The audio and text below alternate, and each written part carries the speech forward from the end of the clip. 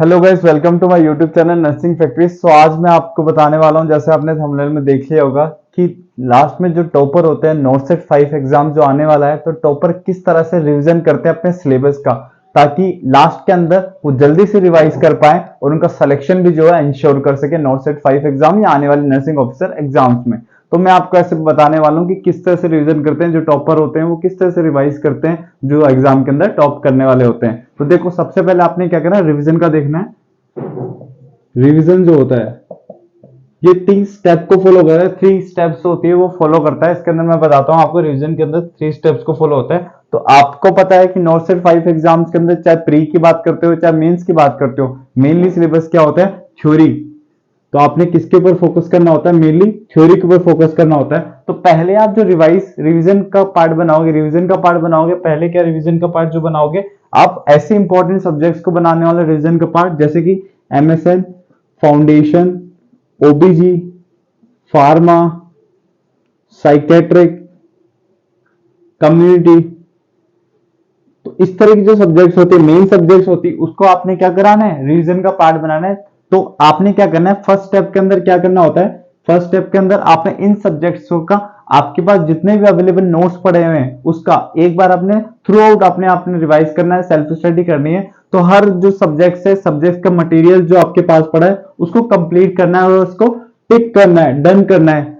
Suppose आपके पास 7 subjects important subject आप consider करते हो, 7 सब्जेक्ट्स अगर मानते हो, तो 7 सब्जेक्ट्स को आपने सेल्फ स्टडी के वक्त उसको डन करना है कि हाँ मेरी एमएसएन टिक हो चुकी है। एमएसएन टिक होने का मतलब, एमएसएन डन होने का मतलब आपने एनपीएक्स पढ़ ली और आपके रिलेटेड नोट्स जो भी, अगर आप कोचिंग वगैरह जाते हो तो वहां पे जो अवेलेबल सब्जेक्ट मटेरियल आपके पास अभी अवेलेबल है, अलग अलग लोगों के पास, अलग अलग स्टूडेंट के पास अलग अलग सब्जेक्ट मटेरियल है, तो उसके अकॉर्डिंग जितना भी मटेरियल अवेलेबल है एट दिस टाइम, तो आपका वो डन हो चुका, मतलब आपने एक बार कंप्लीट थ्रू आउट कर लिया। तो पहला रिवीजन क्या होता है, उसके अंदर आप डन टेक्निक यूज करते हो, जिसके अंदर आप क्या करते हो, कंप्लीट सब्जेक्ट मटेरियल को कंप्लीट कर देते हो और उसको आप क्या बोलते हो लास्ट में, कि ये मेरा सब्जेक्ट जो है टिक हो चुकी है, डन हो चुकी। ये आपका फर्स्ट फैक्टर आता है जो आपका रिवीजन को इंश्योर करता है। सेकंड में बात करता हूं, सेकंड के अंदर क्या करना होता है, आपने ऐसा ऐसा आपने नोट्स बनाने होते हैं। सेकंड के अंदर नोट्स बनाने होते हैं। नोट्स किस बेसिस पर बनाओगे आप, देखो ये सब्जेक्ट के अंदर सपोज एमएसएन सब्जेक्ट उठा ली, उसके अंदर आपने नोट्स बनाने, तो नोट्स में आप क्या इंक्लूड करने वाले हो। सपोज अगर मैं कार्डियोवास्कुलर सिस्टम की बात करूं, अगर मैं सारे सिस्टम्स के नोट्स बना रहा हूं एमएसएन में, कार्डियोवास्कुलर सिस्टम की बात करूं, तो उसमें ऐसी चीजें आपने इंक्लूड करनी है जो हार्ड टू रिमेंबर हो। सेकंड के अंदर क्या करना है, इंक्लूड करना है जो नोट्स के अंदर हार्ड टू रिमेंबर, ऐसी चीजें जो हार्ड टू रिमेंबर हो, और क्या हो, हार्ड टू रिमेंबर आपने इंक्लूड करनी है, ऐसी चीजें जो हार्ड टू रिमेंबर हो, और जो most common most common suppose most common complication है किसी की, या मोस्ट कॉमन कोज है, तो ऐसी चीजें जो क्लासिकल चीजें, मोस्ट कॉमन कॉम्प्लिकेशन हुआ, मोस्ट कॉमन कोज हुआ किसी बीमारी का, तो इसमें ऐसी चीजें इंक्लूड करनी है जो आपको आपको लग रहा है कि यार फर्स्ट रिवीजन जब किया था आपने तो आपको याद नहीं हुई और एग्जाम के इंपॉर्टेंट पॉइंट ऑफ व्यू से भी बहुत इंपॉर्टेंट है। तो मोस्ट कॉमन चीजें, मोस्ट कॉमन कोज हो गया, जैसे मोस्ट कॉमन कॉम्प्लिकेशन हो गया, या मोस्ट कॉमन क्लासिफिकेशन हो गया, तो ऐसी चीजें आपने याद करनी है, या hard to remember first revision के अंदर अपन को इजीली याद नहीं हुई। तो सेकंड जो नोट्स बनेंगे आपके, उसके अंदर आपने ये इंक्लूड करने, ये भी नोट्स ज्यादा एब्स्ट्रैक्ट बनाने, बहुत ज्यादा नहीं बनाने आपने नोट्स।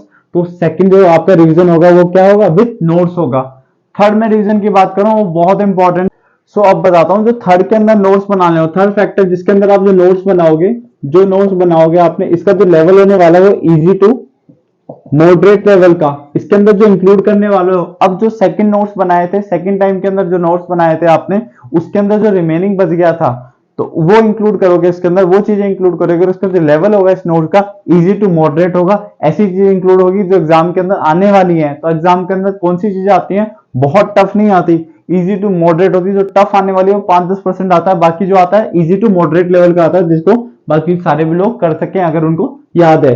तो ये जो नोट्स बने लास्ट, तो ये क्या है, 7 डे, इनको इन नोट्स को बोलते हैं 7 days notes, 7 days notes for revision. तो इसमें ऐसी चीजें इंक्लूड करनी है, अगर आपने एमएसएन के नोट्स पढ़ा हो तो एटलीस्ट कोशिश करो 10 से 15 पेजेस के अंदर हर सिस्टम जो है मैक्सिमम 2 पेजेस के अंदर आ जाए। नोट्स आपके 15 से 20 page, last to last 20 page के अंदर एमएसएन सब्जेक्ट, जो एमएसएन वाइड सब्जेक्ट है, तो उसके एटलीस्ट 20 पेजेस के अंदर आ जाए। फाउंडेशन जैसी के अंदर भी 10 से 15 दिन में आप 10 से 15 पेजेस के ऊपर आप कंप्लीट हो जाए। तो ये जो आपके नोट्स होंगे वो कब काम आएंगे, जब आपकी 17 अक्टूबर जैसे अगर प्रीलिम्स दे रहे हो तो 17 सितंबर को एग्जाम हो रहा है, तो आप 10 डेज जो 10 सितंबर है तब से आप इन नोट्सों का रिवीजन करना शुरू करोगे, क्योंकि ये आपकी जल्दी हो जाएंगे और 2-3 बार हो जाएंगे।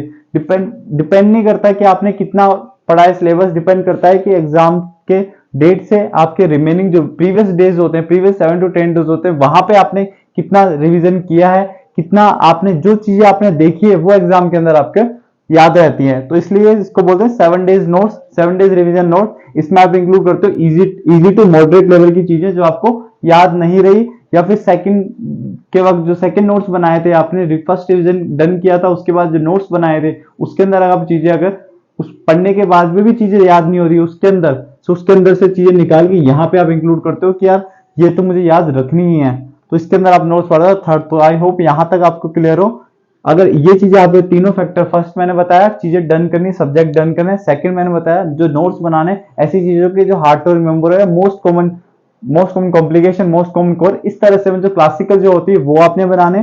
थर्ड के अंदर वो चीजें इंक्लूड करते हो जो सेकंड नोट्स के अंदर आपके रह गई थी रिमेनिंग, या फिर जो इजी टू मॉडरेट है, जैसे फोटोथेरेपी से क्या होता है, नॉर्मल टेम्परेचर कितना होता है। तो जो चीजें आपको याद नहीं हो रही ऐसी, पर वो क्लासिकल भी है, याद रखना है। जैसे क्या करना है आपने, तो किसी भी चीज का है उसका आपने क्या इंपॉर्टेंट फैक्टर बता दिया, इंपॉर्टेंट फैक्टर बता दिया, वो आपने इंक्लूड करना है। बहुत इंडिविजुअलाइज नहीं करना किसी चीज को, जनरलाइज करके चीजें आपने नोट्स में इंक्लूड करनी है, क्योंकि ये क्या नोट्स बहुत एब्स्ट्रैक्ट रहने वाले हैं जो आपके एग्जाम से पहले याद रह सके, 7 दिन के अंदर रिवाइज कर सके। तो ये 3 फैक्टर आप मैंने बता दिए, इन तीनों फैक्टर को अगर आप इंप्लीमेंट करोगे तो आपके रिवीजन जो है सिलेबस का बहुत अच्छे से हो जाएगा। और नोटसेट 5 वाले या फिर आने वाले नर्सिंग ऑफिसर एग्जाम में चाहता हूँ कि नोटसेट 5 के अंदर आपका सिलेक्शन हो जाए बहुत अच्छी रैंक के साथ।